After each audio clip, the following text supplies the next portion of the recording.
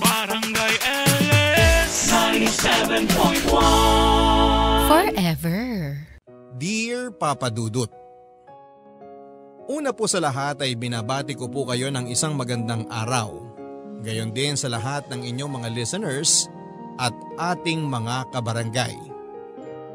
Ako po si Daisy, 43 years old, housewife at may anak na 2.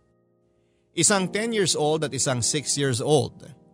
At dahil isa po akong housewife, ay talagang araw-araw ko pong nasusubaybayan ang inyong programa. Lalo na po nitong mga nakaraang taon na pareho na pong pumapasok sa eskwelahan ang aking 2 anak. At naiiwan ako mag-isa sa bahay. Ang asawa ko naman pong si Jo Marie ay may-ari ng isang talyer. At kahit papaano naman po ay masasabi ko na sapat ang kinikita ng kanyang maliit na negosyo para tustusan ang pangangailangan naming pamilya. Pero sa totoo lang po Papa Dudut ay nami-miss ko rin ang magtrabaho. Bago po kasi ako naging full-time housewife ay isa akong medical technologist at ako pa nga po ang naging breadwinner sa aking nakababatang kapatid sa loob ng mahabang panahon. Matapos parehong pumanaw ang aming mga magulang dahil sa isang aksidente noong ako ay nasa kolehiyo. Ang sumunod po sa akin ay si Meryl, 40 years old at pamilyado na at nagmamanage ng isang maliit na tindahan. At ang bunso naman po namin ay si May, pamilyado na rin at isang direct seller ng isang cosmetic company. Mahal na mahal ko po ang aking pamilya, Papa Dudut. Ang aking mga kapatid. Lalo pa noong pumanaw na ang aming magulang. At kaming 3 na lamang ang naging magkakampi sa mundo. At masasabi ko rin po na napaka-close namin sa isa't isa. Na siya nga rin pong sigurong dahilan kung bakit naging masaya kaming 3 sa buhay single sa loob ng mahabang panahon. 30 anyos na po ako nang magkaroon ako ng una kong boyfriend. At etong mga kapatid ko ay parang leader din talaga nila ako. Dahil matapos kong magka-boyfriend ay nag-boyfriend na rin po sila. At pareho na rin silang nasa mid to late 20s nang magkaroon ng boyfriend.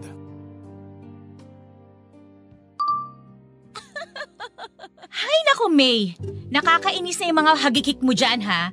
Baka mamaya hindi namin alam sinagot mo na yang si Leonard ha. Hoy, hindi pa no. 2 months ko palang kilala tong tao. At saka sa totoo lang, kahit naman gustong gusto ko nang sagutin hindi ko magawa dahil inaalala ko si ate. Oh, bakit naman ako nasali sa usapan? Hay nako, kasi nga mapamahiin ka diba? Na kapag naunang magkaroon ng boyfriend o asawa yung mga nakababatang kapatid kesa sa panganay, ibig sabihin tatandang dalaga yung panganay. Sa pag-aasawa lang naman ata yon. Bakit? Huwag mo sabihin sa amin na balak mo nang asawahin yung Leonard na yan, ha? Ate, ang cute niya kasi. Baka hindi na ako makakuha ng ganun kagwapo. Gusto ko maging artistahin din yung mga magiging anak namin. Sus! Paano kung lahat magmana sa'yo? Di bokya! He! Wisit ka talaga. Oy, pero ate, may punto tong si May Maski ako, nahihirapan na tuloy akong pumili ng lalaking lalandigin ko dahil baka maunahan din kita. Ang tanong, kung lalandiin mo, papatulan ka ba? Ay, tumigil ka nga! Bunso ka lang Ay nako, ang tataas pa ng energy nyo? Parang wala kayong mga pasok sa trabaho bukas Pero hindi nga ate, yung si Remar, parang okay naman Pwede na rin. Pero parang mukhang boring naman si Remar ate. Okay lang yun, pagpapracticean lang naman ni Ate Daisy Uy, grabe! Hindi ako ganun Ay sus! Yung mga ganyang tingin, parang may lihim na pagtingin. Huli ka ate! Hindi, Fred ko lang yon no? So binasted mo na? Di ba? Ayun naman pala Ate, sagutin mo na si Remar. Ano ba bang inaalala mo? Pareho naman kami nagtatrabaho ni May. 30 anyos ka na. Tapos, mahal mo naman si Remar. Di go! Alam ko na. Uy, anong gagawin mo sa cellphone ko? Hi, Remar. Gusto ko lang sabihin sa'yo na... Uy! May, akin na yan. Kaya yung gagawin mo. Dali, baby! Yagis mo sa akin! Akin na! Hoy! Isa ka pa ha? Dali, ate, saluhin mo! Akin na yan! Mga pasaway kayo!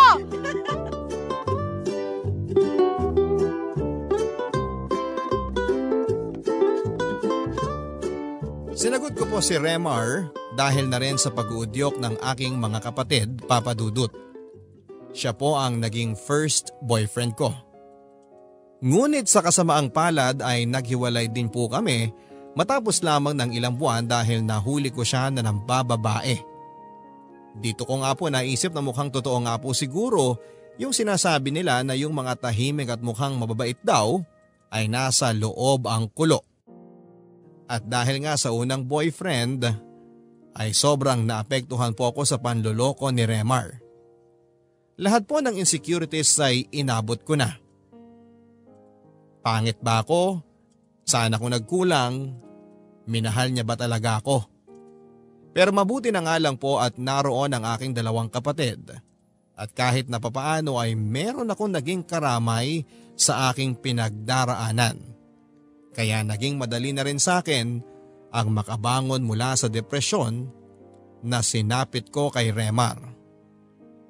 Pero siguro nga po ay natroma ako kay Remar, Papa Dudut. Dahil matagal-tagal din bago ako nagkaroon ng boyfriend. Meron naman po mga nanligaw sa akin pagkatapos niya. Pero naging mahirap na po sa akin ang magtiwala. Pero mga 1.5 taon mula nang magkahiwalay kami ni Remar ay muli po akong umibig. At eto na nga po si Jo Marie, ang aking naging asawa.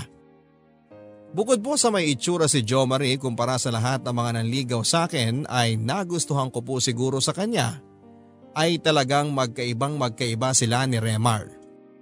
Sa unang tingin po kasi ay mukha pang bad boy si Jo Marie. Tahimik, hindi masyadong nakikihalubilo at may pagkaprangka.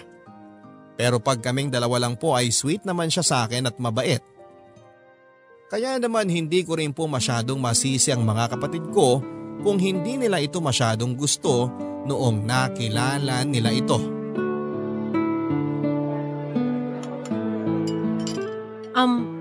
Meryl, May, kaya namin kayo inanyayahan na mag-dinner ngayon kasi may gusto kaming i-anunsyo ni Jo Marie. Ano yon, ate? Kami na. Ay! Wow! Congratulations! Congratulations sa inyo, Kuya Jo Maria! Salamat. Kailan pa, ate? Nung makalawa lang. Nasabi niyo na rin ba sa pamilya ni Kuya Jo Marie? Oo, nabanggit naman ata niya. Hindi ko pa sinasabi. Bakit naman hindi? Nasa probinsya naman sila eh. Hindi naman kami close sa mga magulang at mga kapatid ko. May kanya-kanya na kaming buhay at hindi ko rin nakikita kung ano pang silbi ng pagsasabi sa kanila. Buhay ko naman to at desisyon ko naman to. Ganon? Parang ang lungkot naman yata nun. Bakit malungkot? Ano kasi, ang ibig kong sabihin, kami kasi ni na ate, close kami. At saka 'di ba, mawala ng lahat pero yung pamilya nandyan, tsaka hindi ka iiwan. Ang ibig sabihin ni Meryl, ano kasi 'di ba, ulila na kaming 3. Kaya close kami. Kumbaga, kaming 3 na lang yung pamilya talaga. Oo, alam ko naman yun. Hindi mo naman kailangan ipaliwanag.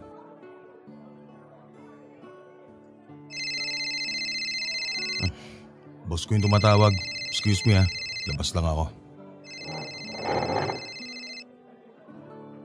Ate, medyo nakakainis yung boyfriend mo Oo nga ate, ang nega. Kasi naman kayo, bakit nyo pa kailangan itanong yun? Napaka-awkward. Aba mali ko naman na ganun sila nung pamilya niya. Wala naman akong ibig sabihin dun sa tanong ko Oo nga ate. At saka, parang okay lang naman dun sa boyfriend mo. Ikaw lang defensive. Ako? Defensive? Hindi kaya. Ang akin lang naman, unang beses nyo nakasama yung tao ng matagal-tagal at hindi lang hi hello. Ayoko lang na matrauma yung tao. Ewan ko. Pero yun na nga yun ate. Unang beses na nakasama at nakausap namin yung Jo Marie na yan, ang bigat pa. Anong gusto niyo mangyari? Wala. Sinasabi ko lang. Ay nako, nililigawan pa lang ako ni Jo Marie. Ramdam ko na hindi na kayo masyadong boto sa kanya. Hindi naman sa ganun, ate. Meron lang talagang mga tao na, alam mo yun, hindi mo ka-vibes. Pero syempre, dahil siya na ang pinili mo at boyfriend mo na siya, edi syempre, kami ni Ate Mary lang mag-a-adjust. Ayan na siya, pabalik na. Daisy, mukhang kailangan nating umalis na rin kaagad pagkatapos. May emergency si boss eh. Kailangan kong bumalik sa opisina. Ganun ba? O sige, kunin na rin natin agad yung bill.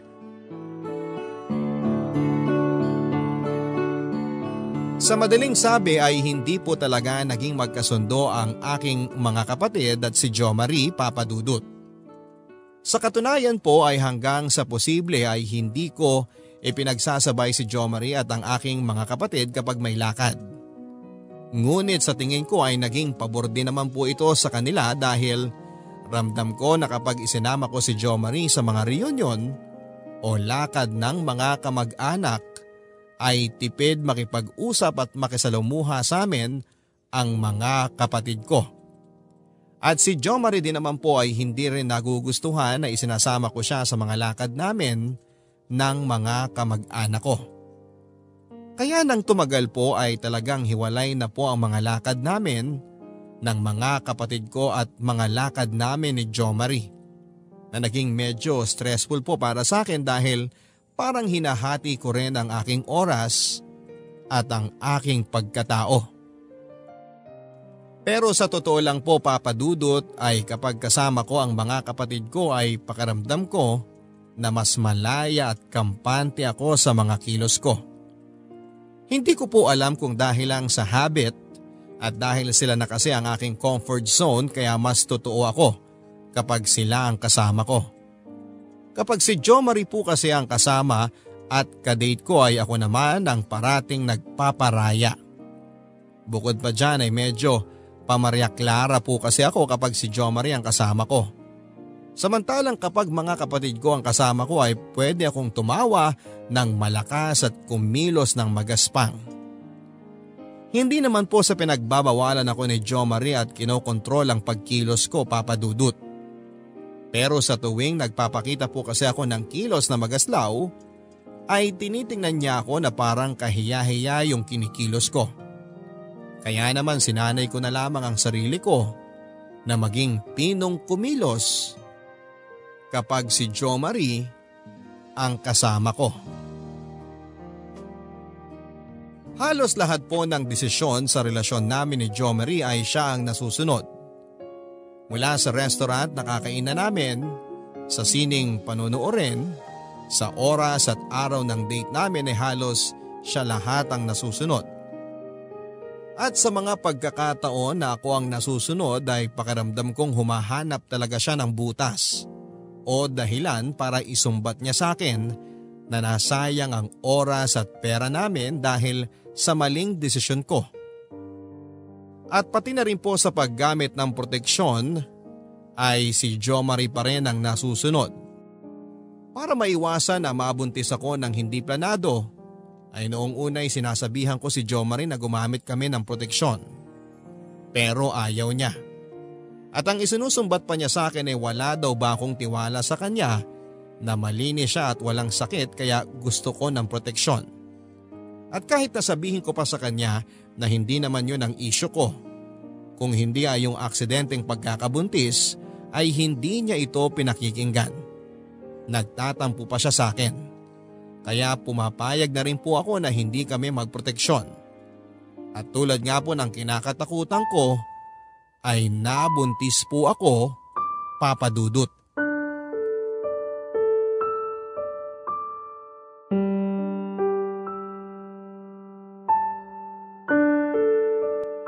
Han, may sasabihin sana ako. Ano yun? Han, delayed ako. Ha? Anong delayed? 2 buwan na akong hindi nagkakaroon. Ano? Han, baka buntis ako. Imposible. Tuwing ginagawa naman natin yan kapag safe ka lang, di ba? Oo nga pero ewan eh. Ito na nga nangyari. Ay nako, baka nagkamali ka lang ng bilang.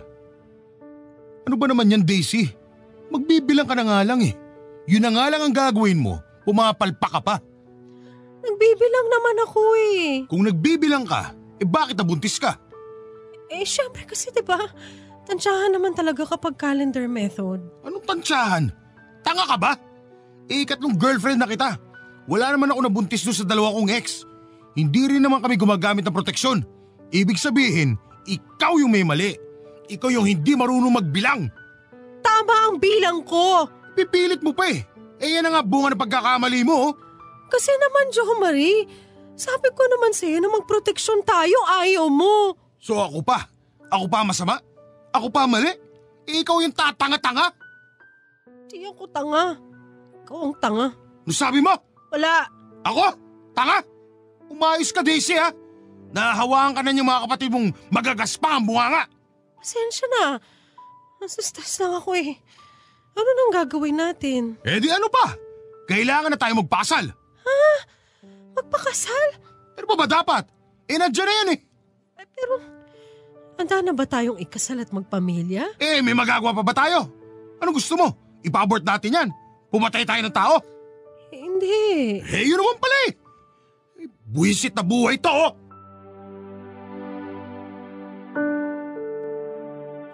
Matapos ko pong mag-pregnancy test at mapatunayan namin ni Jo Marie na buntis ako, ay agad po naming plinano ang aming pagpapakasal. Mabuti na nga lang po dahil nang mga panahong yon ay nakaipon na rin po ako at kahit na papaano at si Jo Marie naman ay maayos naman ang kita sa kanyang pinagtatrabahuhan. Pero sa totoo lang po ay isa rin yon sa mga isinumbat sa akin ni Jo Marie Papadudut.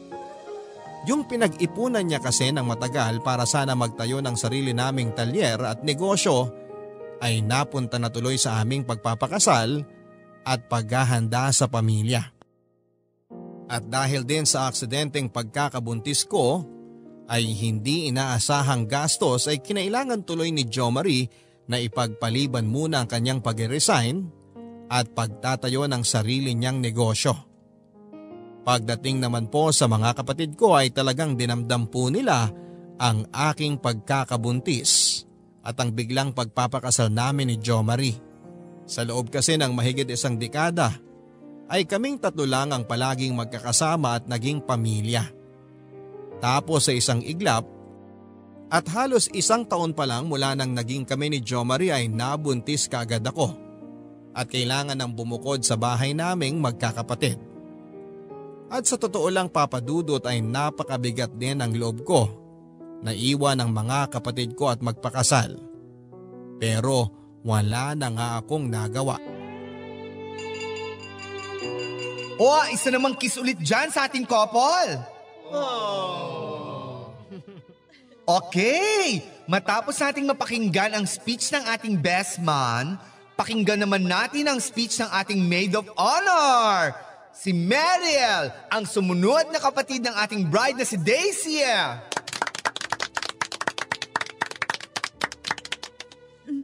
I'm sorry sobrang emotional lang talaga ako ngayon. Ay, ganun? Grabe namang iyak yan. Panglamay. Labag ata sa loob mo ang kasal na to, friend, ha? Si May na lang muna. Okay, sige, unahin na natin si May, ang bunsong kapatid ni Daisy habang nagpapakalma tong si Mariel. Waiter, pagbuksan nyo na ng isang bote ng alak tong maid of honor natin. Dali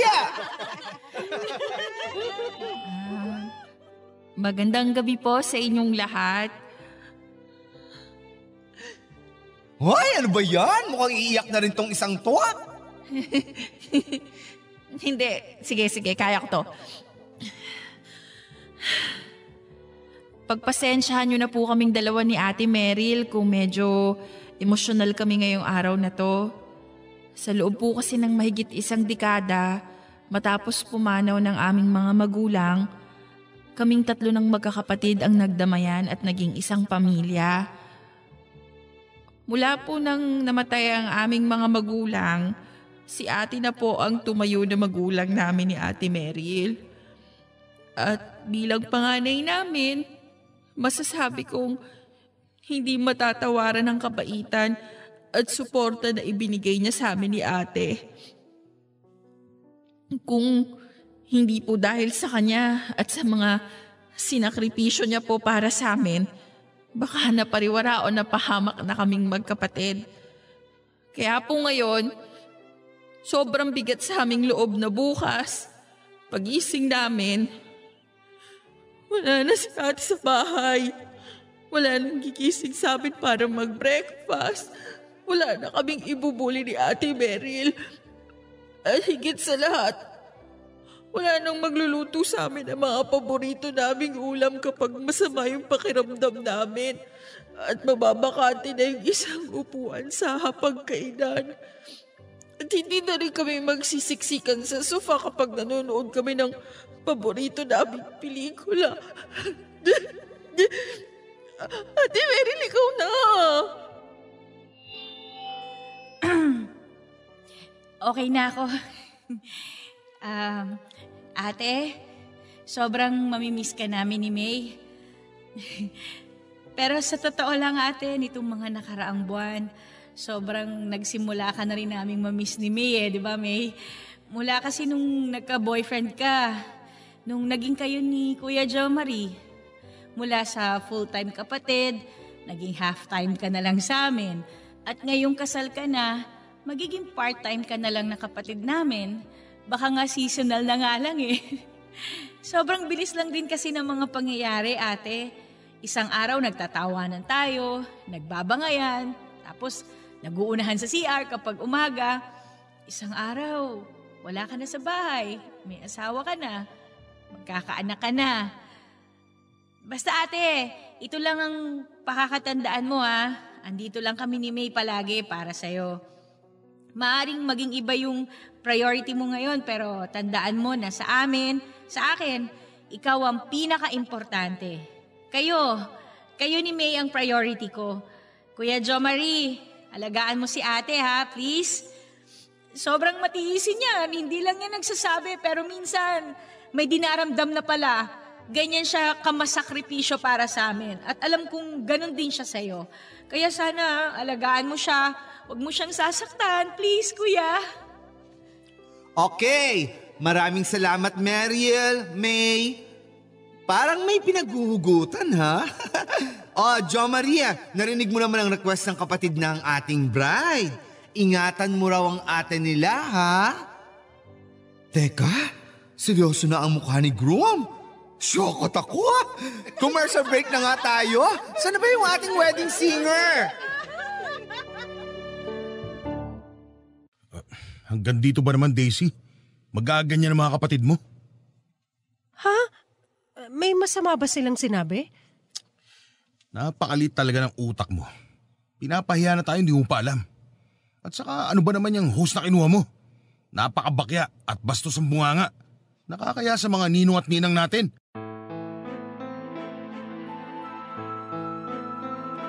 Ang honeymoon po dapat namin ni Jo Marie ay nauwi tuloy sa pag-aaway at panunumbat niya sa akin dahil sa sinabi ng mga kapatid ko noong aming wedding reception.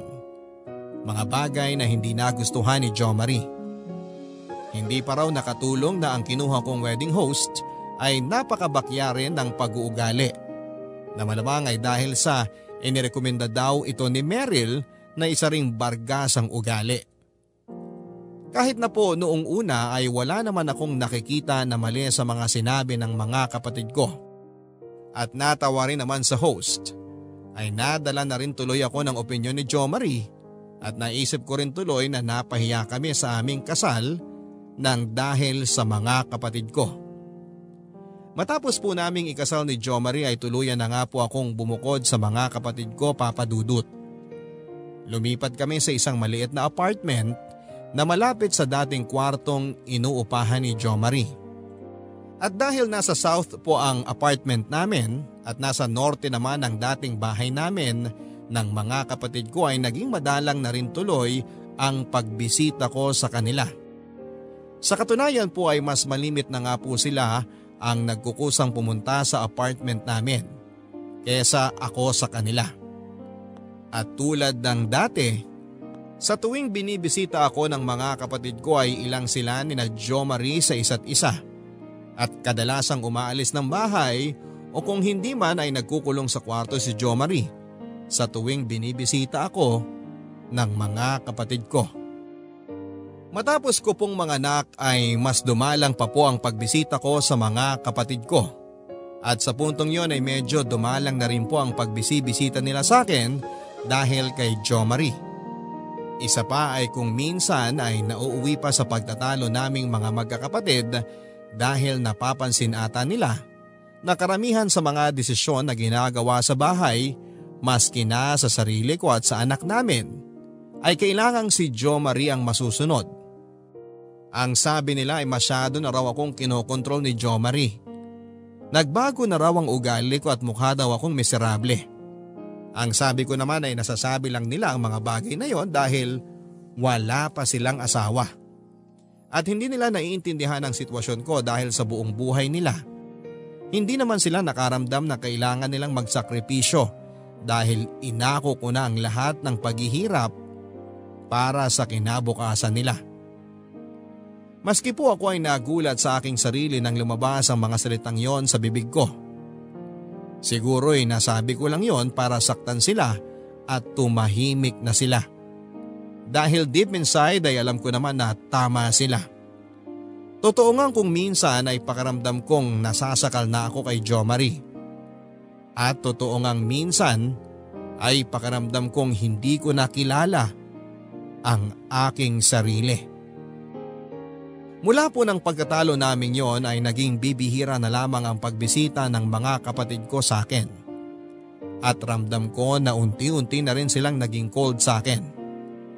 At hindi nga tumagal na sa halip na bumisita ay tumatawag na lang sila at nangungumusta.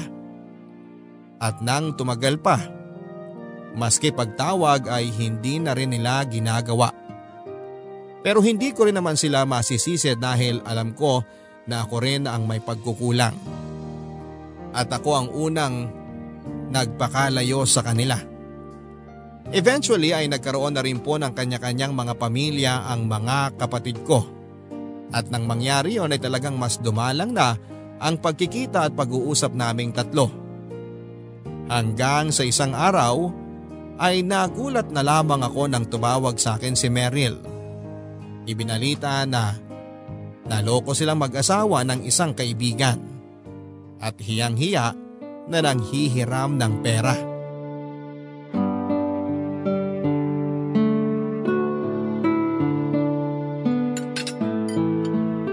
Han, alam mo kanina tumawag sa akin si Meryl. Minalas sila. Minalas saan? Doon sa negosyo nila, di ba nagtayo sila ng lending? Oh, May nangutang sa kanila ng 500,000. Tapos nung sinisingil na nila, hindi na nila mahagilap. Sila naman tiwala kasi dati nanghiram na yun ng 200,000 para sa negosyo. Nakabayad naman agad. Aktibo sa simbahan. Maayos kausap, mabait. Tapos nung 500k na, matapos magbayad ng unang hulog, nawala nang bigla. Nagtago na. yan ang napapala nila. Alam naman nilang bawal yung pinasok nilang 5656, ginawa pa nila. Nakuha nilang hinahanap nila. Tiwala kasi dahil kaibigan naman ng asawa ni Meryl yung tao. Yun na nga, niloko pa rin sila. Han, kaya nga rin tumawag sa akin si Meryl kahapon.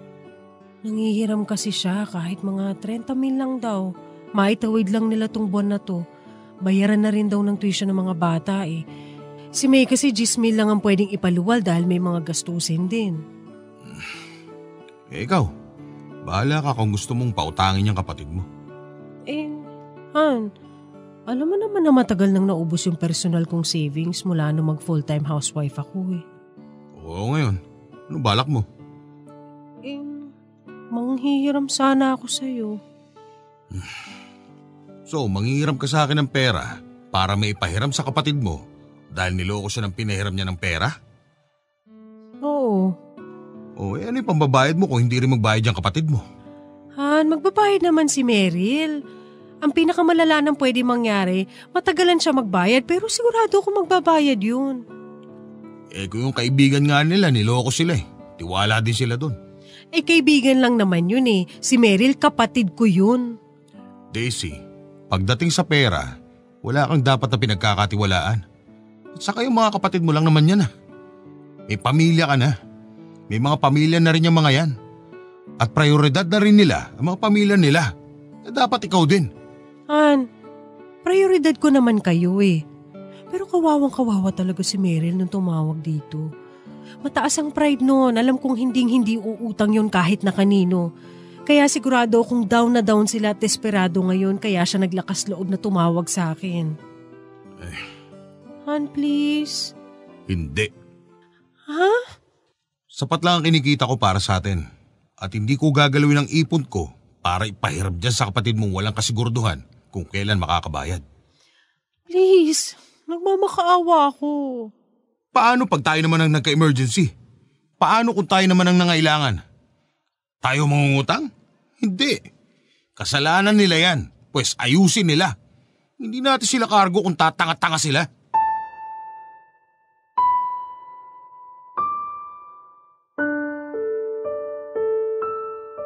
Dahil hindi po pumayag si Jo Marie at dahil wala rin naman po akong pagkukunan ng pera, ay hindi ko po pinautang si Meryl Papadudut. Ang malaking pagkakamali ko rin po ay matapos kasi ng pag-uusap namin ni Meryl ay pinangakuan ko siya na pahihiramin ko siya. Kaya nang tumawag ako sa kanya para sabihing hindi ko siya mapapahiram ay kinailangan ko pang magsinungaling at gumawa ng kwento at dahilan kung bakit kapos kami sa pera. Na sa tingin ko ay natunugan ni Meryl na nagsisinungaling lamang ako. At matapos nga po ng insidenteng yon ay naramdaman ko na mas lalo pang lumayo ang loob sa akin ni Meryl. Pero sa puntong yon ay tingin ko po ay medyo na brainwash na rin po ako ni Jo Marie. Magaling po siyang magpaliwanag at magdahilan sa mga desisyon at pananaw niya na sa unang tingin ay masyadong makasarili o marahas. Oo nga naman at illegal kasi ang pautangang negosyo ni na Meryl. Oo nga naman at hindi namin kargo kung sakaling maranasan nila ang masamang epekto ng mga maling desisyon nila ng asawa niya. Sa sobrang galing na magpaliwanag at magdahilan ni Jo Marie, ay trinato ko sina Meryl at May na parang mga individual na mga tao na responsable sa lahat ng mga desisyon nila sa buhay. Maaring tama naman po si Jo Marie sa kanyang mga paniniwala at pagdadahilan sa buhay. Pero nakalimutan ko po ang isang mahalagang bagay kay Jo Marie.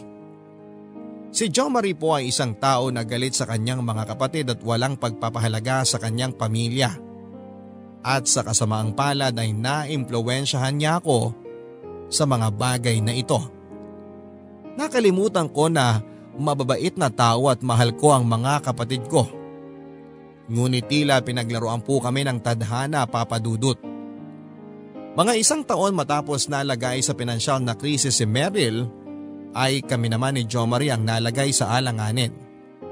Nagkadenggi po si Jo Marie at dahil si Jo Marie lang po ang breadwinner sa amin at kakapanganak ko lamang po sa aming ikalawang supling, ay talagang nalimas halos ang lahat ng savings namin. At dahil na rin po sa guilt na naramdaman ko nang hindi ko pinahiram si Meryl, ay hindi tuloy ako makalapit sa kanila para humingi ng tulong.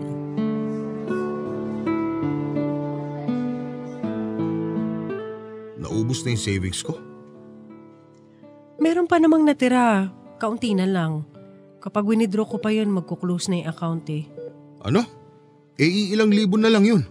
Pambihira naman. Yung TV sa bahay, isang lamon na nga lang muna. Sige na, huwag ka na ma-stress. Ako nang bahala sa babayaran. Ikaw ang bahala? Hindi ka naman marunong dumiskarte. Ay, mga kapatid mo. May! Meryl! Ate,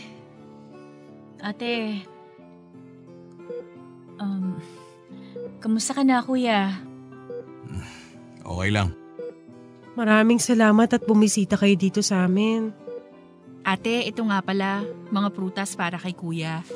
Salamat. Naku, pasensya na ha. Wala kaming upuan dito. Ward lang kasi. Okay lang ate, huwag mo kaming alalahanin. Meron namang mga upuan dyan sa labas para sa mga bisita. Daisy, dali mo na sila doon para makaupo na sila at makapagkwentuhan kayo ng maayos. Medyo inaantok na rin ako. Ha?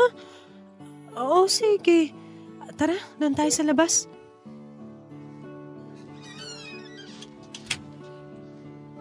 Ate, bakit hindi mo naman sinabi sa amin na na-dengue pala si Kuya Jomari?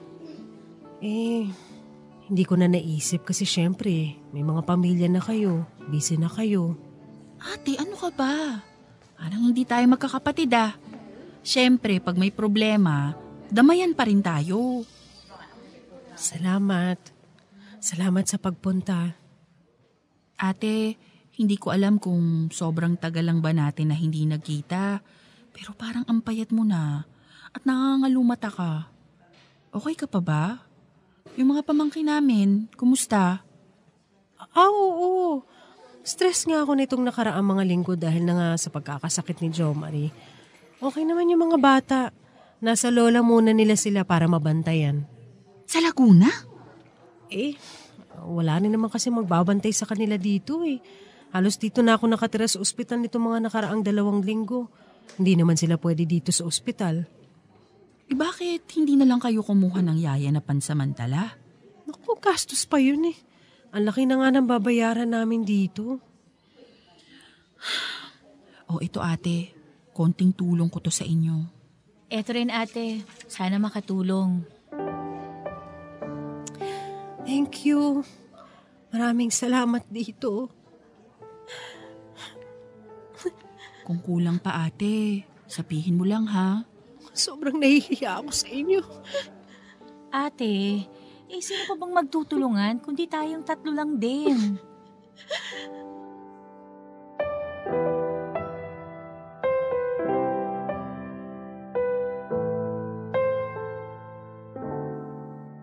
Kinapalang ko na po ang aking mukha sa pagkakataong yon at tuluyan na akong nanghiram ng pera kina May at Meryl. At agad naman po nila akong pinahiram. Walang tanong-tanong. At dahil sa kabutiang loob nila ay matiwasay ko pong nailabas sa ospital si Jomari at sumapat pa ang natirang pera para makarecover kami sa loob ng 1 buwan habang tuluyang nagpapalakas si Jomari sa bahay. Hindi po agad nalaman ni Jomari na pinahiram ako ng pera ng aking mga kapatid. Pagkabigay po kasi nila sa akin ng pera ay agad kong binayaran ang aming mga bills sa ospital. Masaya ko pong binalita kay Jomari ang pagpapautang sa amin ng mga kapatid ko. Pero nang malaman niya po yon, ay sumama ang kanyang mukha. Bakit kailangan pa daw akong manghiram ng pera gayong pwede naman kaming magbenta ng mga gamit sa bahay? Pero nang sinabi ko po sa kanya ang halaga ng mga bills at mga naipong bayarin sa bahay, ay tumahimik na lang din po si Jomari. Alam niya rin na kahit na ibenta po namin ang lahat ng gamit namin, ay kulang pa rin yon sa aming mga babayaran at gagastusin. Alam kong medyo tumama sa pride ni Jomari ang pagpapahiram sa amin ng pera ng mga kapatid ko. Kaya naman nang makarecover po siya, ay wala pong sinayang na oras si Jomari at dumiskarte para agad naming mabayaran ang mga utang namin. Sa totoo lang po papadudot kahit naman po kasi ganon ang ugali ni Jomari, ay ang talent niya po talaga sa pagdiskarte sa buhay. Maliban po sa pagkakadengge ni Jomari ay never ko pong naramdaman na naghirap kami. Kahit pa full-time akong housewife.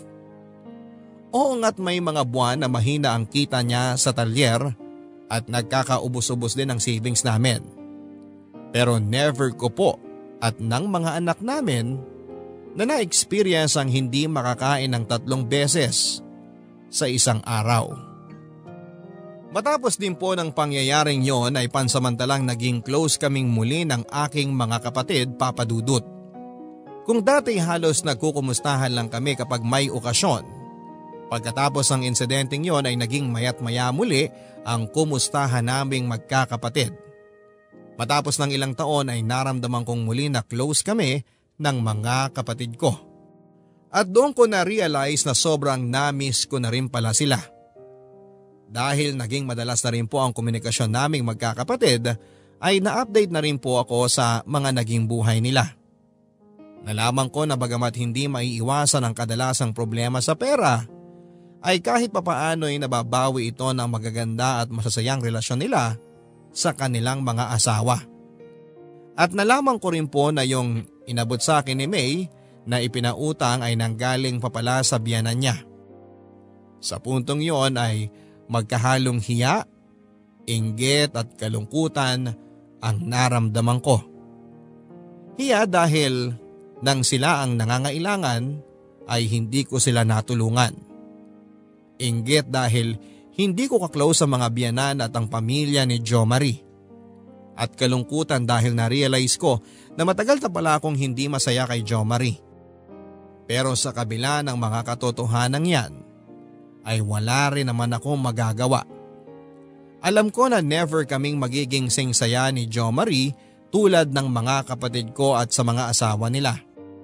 Dahil mababa ang pagtingin sa akin ni Jo Marie. Sa totoo lang po papadudot matapos ng nangyari kay Meryl ay naisip ko nang magtrabaho muli para magkaroon na ako ng sarili kong pera. Pero pinagbawalan ako ni Jo Marie. Ang sabi niya bakit pa raw ako magtatrabaho, gayong kaya naman niya kaming buhayin. Alangan naman daw na iasa ko ang pagpapalaki sa mga bata sa katulong. Bukod sa magastos na, ay papatunayan lang daw noon na iresponsable akong ina. Ang lugar ko raw ay sa bahay at wala ng iba. Ngunit dumating na naman ang pagkakataon na kinakailangan ako ng mga kapatid ko papadudot. Noong nakaraang buwan ay nahagip ang anak ni May ng isang pribadong sasakyan. At dahil walang CCTV sa lugar ng pinangyarihan ay hindi rin nahuli ang driver ng sasakyan.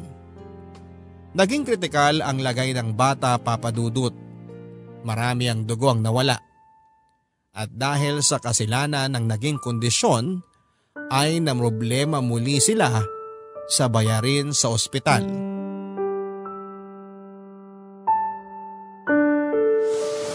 Han, binisita namin kanina ng mga anak mo si Tetet. Kamusta na yung bata? Ayun, stable na sa awa ng Diyos. Malaking himala din na walang masamang findings doon sa MRI niya. Di mabuti naman. Han, nangihiram sa atin si May eh. Nasa kalahating milyon na yung bill nila sa ospital. Ha? Bakit inabot ng ganong kalaki? Siyempre, ang daming tests na ginawa doon sa bata. Yung MRI lang, magkano ng bayad doon kada pasok. Inoperahan pa yung umusling buto niya. Kasi naman, bakit doon pa sa private hospital dinala? Pwede naman sa public. Han, yun ang pinakamalapit na ospital kung saan nangyari yung aksidente. Pwede namang ilipat pagkatapos ah. Ang sabihin mo, yan kasi si May, minsan may pagkasosyal din eh. Han, masela ng kondisyon ng bata. Ang hirap nun ipalipat-lipat. Isa pa, syempre gugustuhin lang din nila na mabigyan ng maayos na pangangalinga yung anak nila. Natural lang sa magulang yun. Sus, ako nga eh, nung na-dengue ko, sa public lang din naman ako nagpatingin. Boy pa naman ako. Kung sa anak natin nangyari yun, dadalhin mo rin sa public? Syempre. Ano tayo, mayaman? Gusto mong mangyari sa atin yung pinagdaraanan ni May? Na nangungutang para lang matustusan ng luho? Han, hindi luho yun eh. Yung kapakanan lang ng bata ang iniisip nila. Hindi naman porket dinala mo sa private, makaasiguro ka nang masusulit mo yung babayaran mo. At isa pa, nag-donate ka na ng dugo doon sa bata, hindi ba? Nakatulong ka na. Han naman!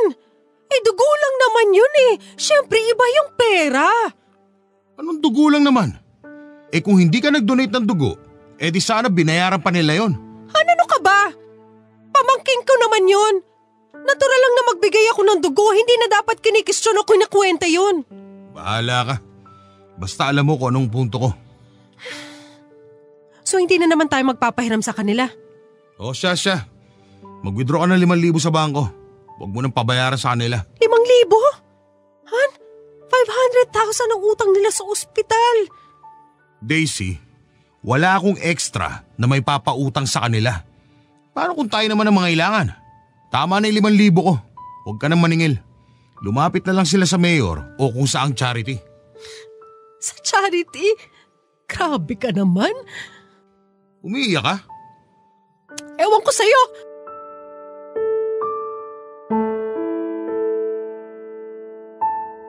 Hindi po natinag si Jo Marie Papadudut. Talagang hindi siya nagpautang kay May at talagang 5,000 lang ang nilabas niyang tulong para sa pamangking ko. Pero wala naman po akong magawa. Isang dekada na po akong kasal kay Jo Marie at nakasanayan ko nang sa kanya lamang ako umaasa. Isang dekada na po akong housewife at kung sakaling may mangyari kay Jo Marie o sa amin at kinakailangang ako naman ang magtrabaho, sa totoo lang po ay hindi ko alam kung makakakuha pa ako ng trabaho. At kung sakaling makahanap po ako ng trabaho ay hindi ko alam kung magagampanan ko pa yon ng tama at kakayaning pagsabayin ang pagiging ina sa mga anak ko. Bukod po dyan ay sobrang bigat po ng loob ko dahil alam kong aabot na sa 1,000,000 ang perang ipon ni Jo Marie. Dahil ako po ang nagmamanage ng bahay ay nasa akin ang passbook at ang ATM niya. Alam ko ang password niya. Alam ko ring hindi naman masyadong magiging kawalan sa amin kung sakasakaling pahiramin namin si May ng 100,000. Kahit pa nga 200,000 sa tingin ko ay kakayanin. Pero hindi po pumayag si Jo Marie Papadudut. At ano nga naman ba ang karapatan ko? Pera naman niya yon at asawa lang naman niya ako. Ngunit ang pinaka hindi ko po matanggap ay 2 linggo matapos makalabas ng ospital ng pamangking ko ay bigla na lang akong may nakitang nakaparadang bagong sasakyan sa tapat ng bahay namin, Papadudut. Bumili ng kotse si Jo Marie at nang tinignan ko ang account niya ay kumpirmado nga na nabawasan ito. Cash niya pa itong binili. At sa panlulumo ko ay nawala na rin ako ng lakas na kumprontahin siya. Hiyang-hiya po ako kay May. Sa Diyos, sa aking sarili. Ang inisip ko na lamang po ay hindi naman siguro malalaman ni May na bumili kami ng kotse. Pero sa pagbibiro ng tadhana ay gano'n na nga po ang nangyari.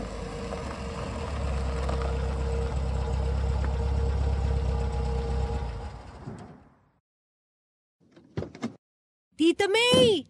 Uy, Nico! Ang sweet naman ng pamangkin ko. Hi, Tita May! Hi, Adrian! May! Padalaw ka. Ihahatid ko lang sana itong mga cupcake. Lahat kasi nang tumulong sa amin. Pinag-bake ko nito. Parang thank you na namin. Ganun ba? Salamat. Wow, tita! Mukhang masarap to! Ang ganda ng kotse nyo ah. Bago? Ano? Yes, Tita! Ang ganda nga sa loob eh. Ang luwag. Ang lambot ng upuan. Mukhang bagong-bago pa. Wala yan. Hulugan pa yan. Hindi pa namin tapos bayaran. Hindi. Fully paid na yung sasakyan. Ha? Ganun ba? Alam mo namang hindi ako naniniwala sa hulugan eh. Ang sa akin, kapag wala ka pang pera at wala namang kasiguraduhan, bakit ka pa bibili? Bumili ka lang kapag may pera ka. May? Kumusta na si Tetet? Okay naman. Tara, doon tayo sa loob ng bahay. Hindi na ate. Talagang idinaan ko lang yung mga cupcake. Sige, mauna na ako. May! May, teka! Bakit ate? May, Ate, wag mo nang pahirapan ang sarili mo. Huwag ka na mag-explain. Pera nyo naman yan eh. Pera pala ng asawa mo. Kaya malaya siyang gawin kahit anong gusto niya. May, hindi ko alam na bibili siya ng kotse. Ate, wag na tayo maglokohan. Alam nating pareho na kahit na alam mo, wala ka rin namang magagawa. Wala ka rin gagawin. Dahil taling-tali ka na dyan sa asawa mo. May, please. Sorry. Sige ate, mauna na ako. May!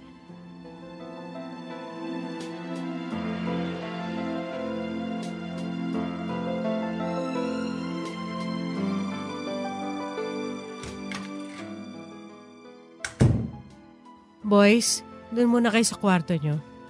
Bakit ma? Basta, may pag-uusapan kami ng papa nyo. Okay po.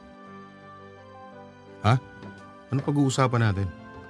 Han, bakit mo naman kailangan sabihin kay May na binayaran mo ng cash yung sasakyan? Ano? At bakit kailangan mo magsinungaling sa kanya? Sa totoo namang cash kong binili yun eh.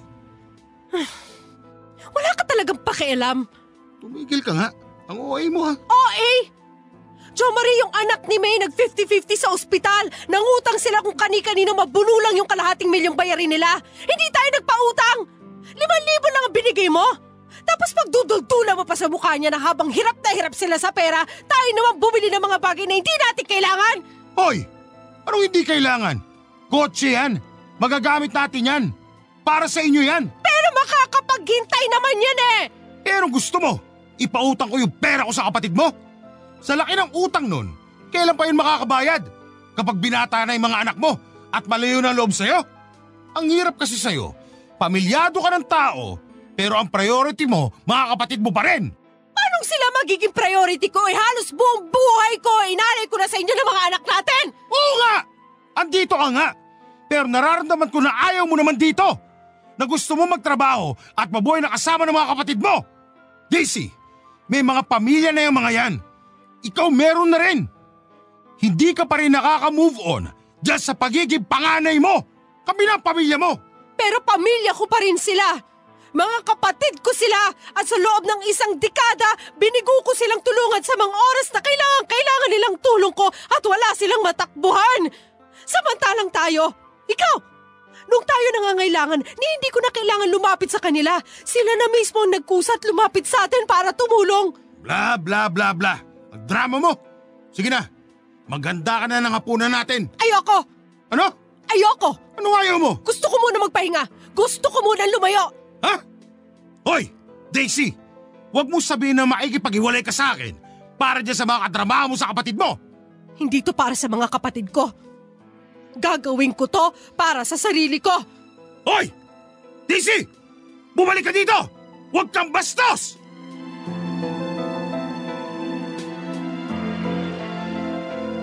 Nag-alsabalutan po ako sa bahay namin, Papa Dudut. Alam ko pong medyo mabilisan ang aking desisyon, pero sa puntong yon ay hindi ko na rin po napanlabanan ang damdamin ko. Parang ang lahat ng kinimkim ko ng isang dekada kay Jo Marie ay sumabog na lamang ng gabing yon. Kinapalang ko ng mukha ko at nakituluyan ako kina Meryl. Alam ko po kasi na may tampo nga rin sa akin si May at sa kabutihan ng Diyos ay tinanggap naman po ako ni Meryl. Sa ngayon po ay magdadalawang linggo na ako na nakatira sa pamilya niya. Si Meryl na rin po ang naging tulay upang makausap si May. At sa awa ng Diyos ay nagkaayos din naman po kami. Pinatawad na rin po niya ako. At ang sabi po sa akin ng mga kapatid ko ay masaya sila na sa wakas ay nakatayo na ako sa sarili kong paa. At naipaglaban ko na rin ang gusto ko at ang aking sarili kay Jo Marie. Mula po nang ako ay umalis ay araw-araw kong tinatawagan ng mga anak ko para maramdaman nila na wala silang kasalanan. At para rin mabawasan ang pakiramdam nila na iniwan ko sila. Ipinangako ko sa kanila na babalik ako. Kailangan ko lang magpagaling ng aking puso. Hindi ko pa rin po nakakausap si Jo Marie mula nang umalis ako sa bahay. At ayon po sa huling pag-uusap namin ng mga anak ko, ay pinagsabihan na rin daw sila ng papa nila na huwag na akong kausapin hanggat hindi ako bumabalik sa bahay. Papa Dudut, may bahagi sa akin na nakahinga ng maluwag matapos akong mag-alsabalutan sa bahay. Pero napakalaking bahagi din po sa akin ang natatakot na panindigan itong desisyon ko dahil na rin sa mga anak ko. Natanggap ko na po sa aking sarili na mahihirapan po ako na makipagkasundong muli kay Jo Marie hanggat hindi siya nagbabago. Pero sa pagkakakilala ko po kay Jo Marie ay alam kong malabo na itong lumambot sa akin. At makita nakapantay niya lamang ako na hindi lang ako asawa niya. Tao din ako na kailangan niyang irespeto. ang inyong kapuso at kabarangay forever, Nahati ang Puso, Daisy. Forever.